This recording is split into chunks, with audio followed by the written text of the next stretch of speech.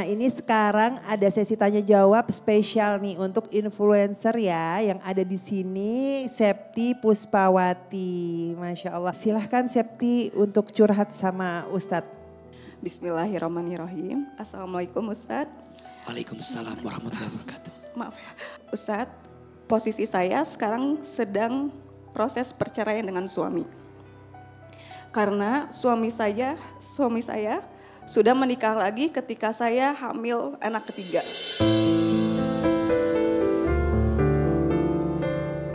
Tanpa sepengetahuan saya dan tanpa ibu kandung beliau tahu. Suami saya menjandakan saya demi janda Ustadz. Saya sekarang sedang menjalankan segala proses penyembuhan luka, batin dan trauma. Tapi sakit yang saya rasakan masih suka ada aja gitu Ustadz. Karena selama hampir 17 tahun saya menemani suami saya. Saya menemani suami saya dari titik terendahnya Ustadz. Bahkan saya merawat dia selama 5 tahun. Dia pernah diuji sakitnya karena sakit. Tapi ketika ekonomi semua membaik, seolah dia lupa dengan semua. Malah yang dia bahas selalu tentang keburukan saya dan kurangnya saya sebagai istri.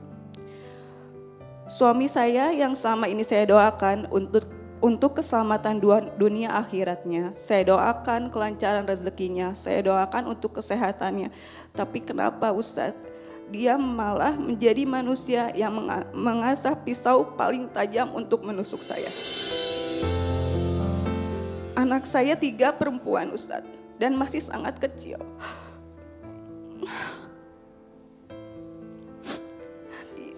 Yang saya cemaskan bagaimana mental dan masa depan mereka hidup tanpa didampingi oleh seorang ayah. Komunikasi saya pun sudah terputus sama mantan suami. Kami pisah secara tidak baik-baik Ustadz. Karena beliau pun tidak ada sedikit pun itikat baik untuk pisah dengan saya.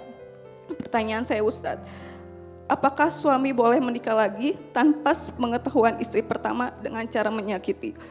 Apakah boleh saya meminta kepada Allah keadilan, kebenaran atas segala perbuatan mereka? Bagaimana saya harus menghadapi semua ini Ustaz? Iya, pertama Ahilman juga ikut merasakan rasa sedih yang Teh Septi rasakan. Tapi hidup harus terus berjalan, betul? Jangan sampai karena satu orang yang menyakitimu membuat hidupmu terhenti dan seolah-olah kita lupa dengan nikmat yang Allah beri pada sisi kehidupan yang lain.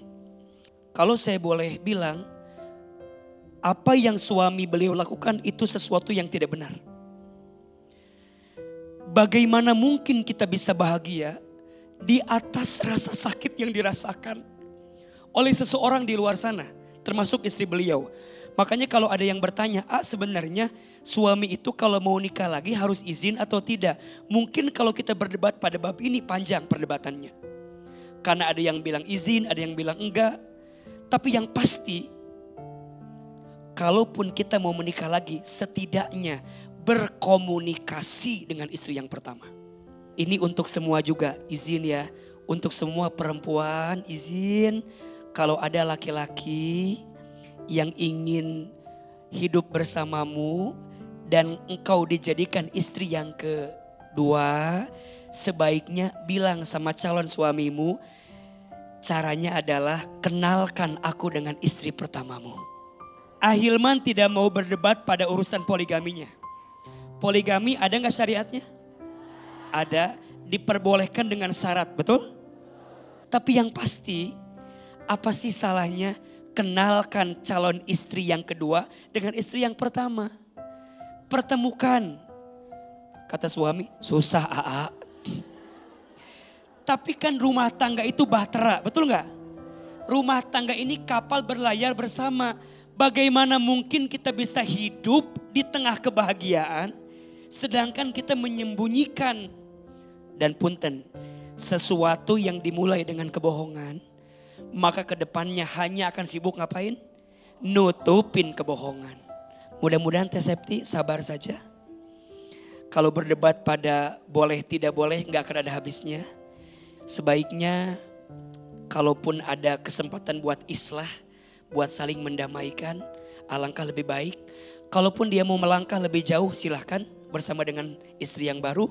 Teh Septi juga berjalan dengan keadaan sekarang. Tapi ingat, mantan istri ada, tapi mantan anak tidak ada. Jangan karena dia menikah dengan yang baru, dia lupa dengan anak-anaknya. Dan nanti Ahilman doakan Teh Septi semoga ketemu dengan seseorang yang lebih baik. Saya dikhianati oleh suami saya ketika saya hamil anak ketiga. Waktu itu usia kandungan saya 2 bulan. Sekarang saya lagi menerima segala proses takdirnya Allah. Saya terimain semuanya. Saya terimain proses sakitnya. Dan alhamdulillah setelah ketemu Ustadz, setelah bertanya sama Ustadznya langsung, semua jawabannya, semua pertanyaan itu jawabannya udah kejawab semua. Kajian hati. Masih semangat ya bunda-bunda ya. Nah ini sekarang kita sesi tanya jawab lagi nih untuk jamaah. Siapa nih kira-kira yang mau nanya? Yang mau curhat? Bismillahirrahmanirrahim. Assalamualaikum warahmatullahi wabarakatuh. Waalaikumsalam warahmatullahi wabarakatuh. Saya seorang ibu dari 2 orang anak. Saya mau curhat Ustadz. Perjalanan pernikahan saya sudah 12 tahun. Mempunyai anak 2. Yang pertama sudah 11 tahun sekarang laki-laki. Yang kedua baru 5 tahun. Jadi untuk perjalanan rumah tangga saya itu saya jalani dari nol. Itu berat ujiannya dari awal pernikahan sampai saat ini. Itu terus diuji. Kalau untuk saat ini diujinya sama anak. Jadi suami saya dulu itu gamers. Sampai sekarang game online itu nggak pernah Ustadz sulit gitu untuk ninggalin itu. Walaupun saya udah berjuang selama 12 tahun ini untuk terus namanya mengajarkan gitu kan. Saya juga orang yang kurang ilmu gitu Ustadz. Saya banyak belajar juga di pengajian-pengajian. Suami saya kadang dengerin, kadang enggak gitu. Sampai ya di tahun pertama pernikahan, anak saya baru umur setahun.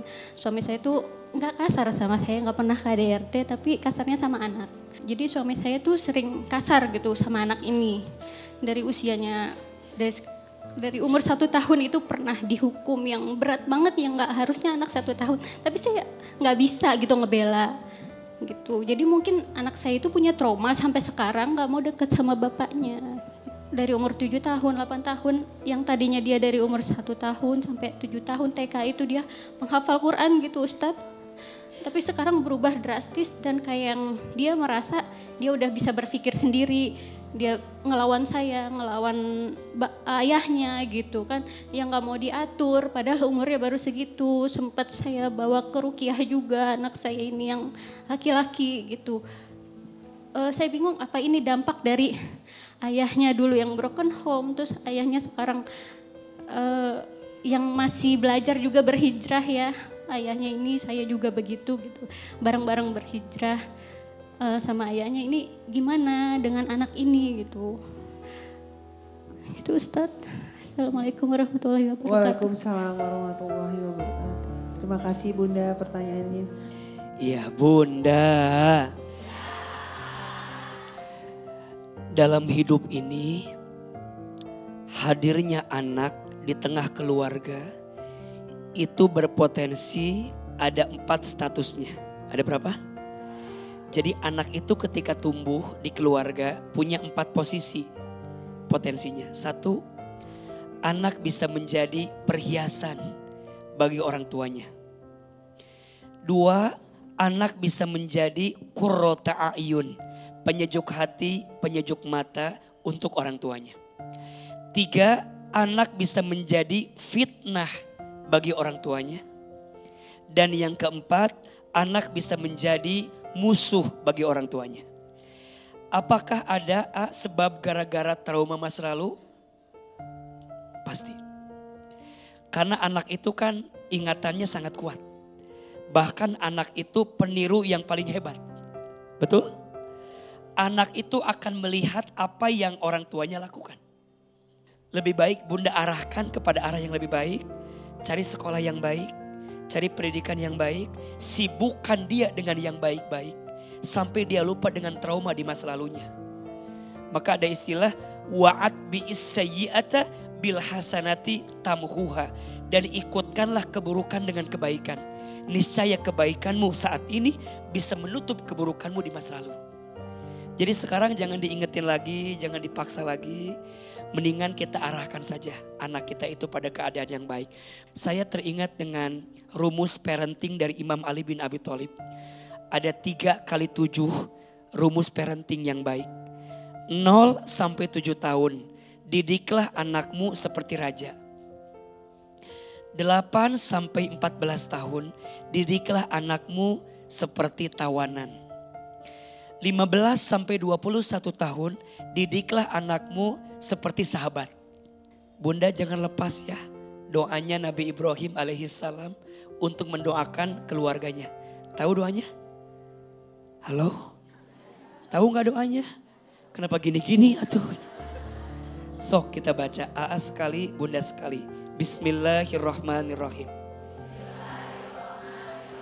Rabbana hablana min azwajina wa dzurriyyatina qurrata a'yun waj'alna lil muttaqina imama. Baca doa ini setiap selesai sholat.